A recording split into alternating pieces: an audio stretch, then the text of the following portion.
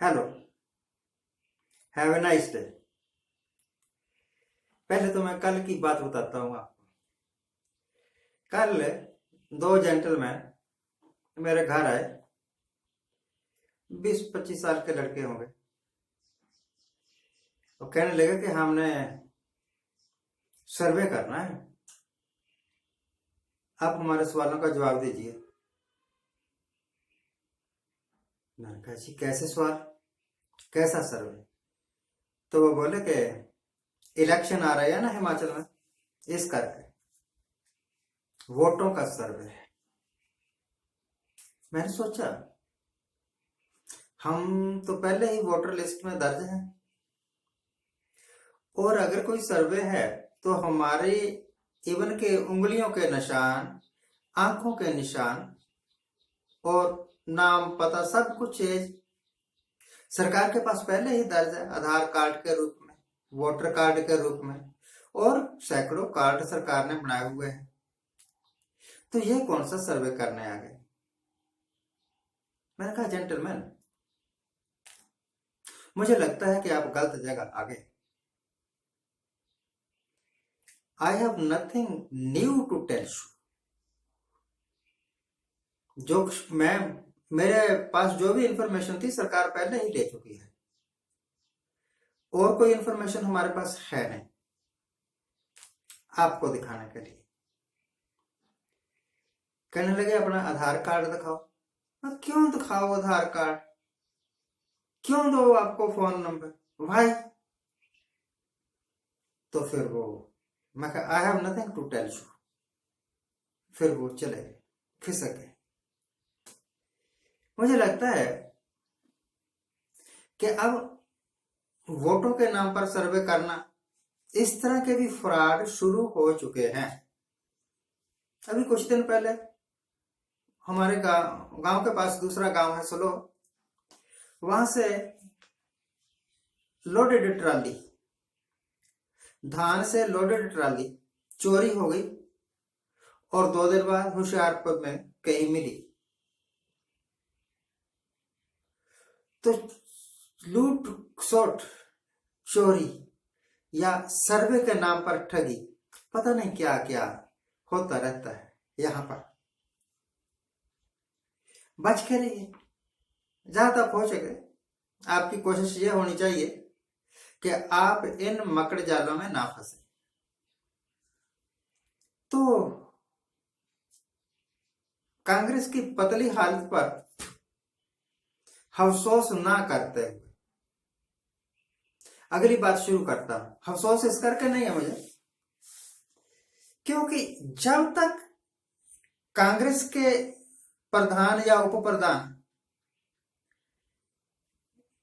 सोनिया गांधी या राहुल गांधी या प्रियंका गांधी वगैरह हैं, गांधी परिवार का कोई भी, तब तक मोदी के पास एक जबरदस्त मुद्दा है। जबरदस्त मुद्दा विकास नहीं है, बेरोजगारी नहीं है, गरीबी हटाओ नहीं है। बस सबसे बड़ी प्रॉब्लम अगर मोदी साहब को लगती है हिंदुस्तान में कोई है तो कांग्रेस है, और कांग्रेस में गांधी परिवार है। परिवारवाद खत्म करना है। तेरी अपनी पार्टी में कितना परिवारवाद है वो दिखता नहीं, अपनी आंख का शहतीर नजर नहीं आता, और दूसरे की आंख का बाल ही सब कुछ है। खैर हमें इससे कोई लेना देना नहीं। जिस दिन कांग्रेस की बागडोर किसी बाहर वाल के हाथ में चली जाएगी ना, जिसका संबंध गांधी परिवार से नहीं होगा, उस दिन मोदी साहब खाली हो जाएंगे। लेक्चर में, रैलियों में संबोधित करने के लिए अब कुछ नहीं बचेगा। बस सिर्फ यही कह सकेंगे 70 साल में कुछ नहीं किया और मैं ये कर रहा हूं। अच्छा कर रहे हो आप, जोक्स भी कर रहे हो। अगले 20 साल बाद जो भी लोग होंगे, हम तो जा चुके होंगे, वो फैसला करेंगे, वक्त फैसला करेगा कि अच्छा कौन कर रहा था। वो जो खुद कहते हैं कि हमने बहुत अच्छा कर रहे हैं कर रहे हैं कर रहे हैं, या वो जो चुपचाप करते रहे और कभी कहा ही नहीं कि हमने ये अच्छा काम किया है। हमारी अच्छाई तो, आपकी अच्छाई तो सब जाहिर हो रही है। अपने ही मिसाइल से अपना ही हेलीकॉप्टर करा लेते हैं। एक मिसाइल सिस्टम को संभालने वाले हमारे पास एफिशिएंट लोग भी नहीं है। गलती से मिसाइल उड़ गई और पाकिस्तान में गिर गई।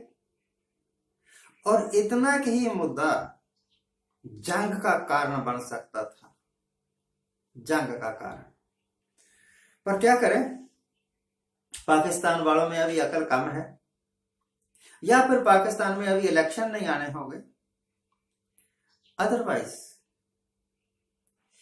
एक दूसरा जंग, एक तो उधर रशिया ने शुरू कर रखा है ना,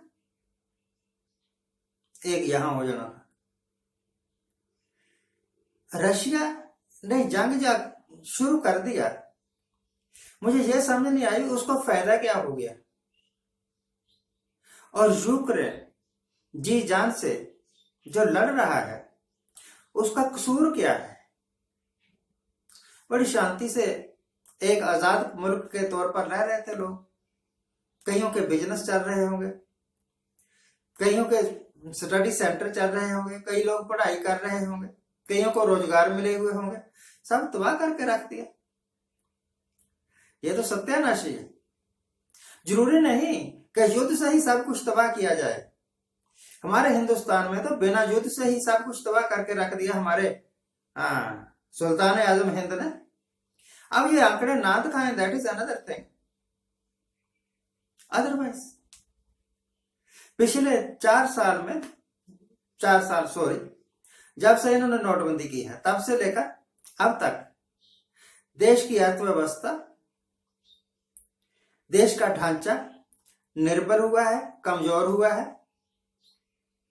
और कल कारखाने बंद पड़े हैं, बंद हुए हैं, रोजगार कम हुए हैं, बेरोजगारी बहुत ज्यादा बढ़ी है, महंगाई बहुत ज्यादा बढ़ी।